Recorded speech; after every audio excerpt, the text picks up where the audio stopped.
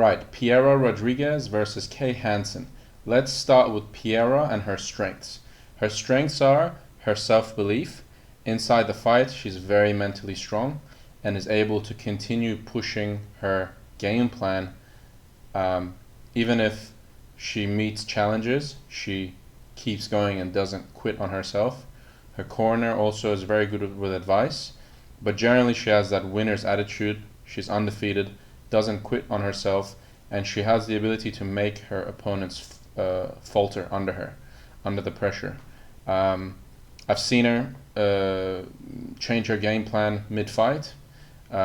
So I've seen her be fighting an opponent and trying something, it doesn't work, and she's able to adapt and notice what is working and push on that. So she's adaptable. Another one of her strengths is she has a very strong chin. She's able to take a lot of shots and keep going. Not a great thing to have in the long term, but it's good to know that it's unlikely that she will get knocked out. I mean, it's basically not possible for her to get knocked out in this fight, or a TKO. So she'll definitely not lose a TKO or a KO, and she is very, very unlikely that she'll lose a decision in this fight. So there's one way she can lose, and that that lets me move on to Kay Hansen's strengths. So she's a good fighter. Unfortunately, she has a few losses. Mentally not as tough, it seems. I've seen her quit on herself.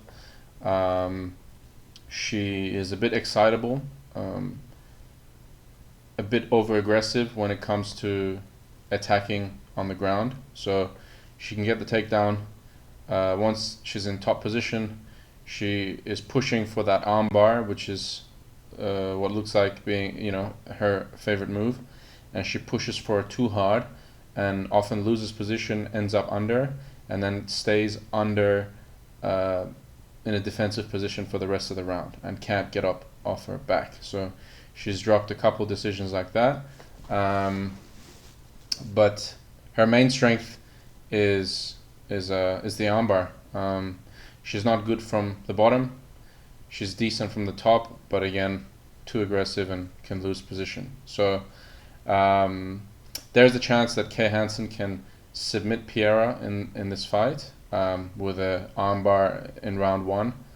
The longer the fight goes, the less likely that's going to be. And generally, I don't think she has a good chance of pulling it off.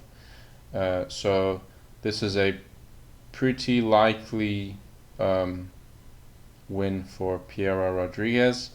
Earlier in her career, PIERA Rodriguez was being taken down, but it's gotten a lot better. So that's the early fundamental analysis on this match.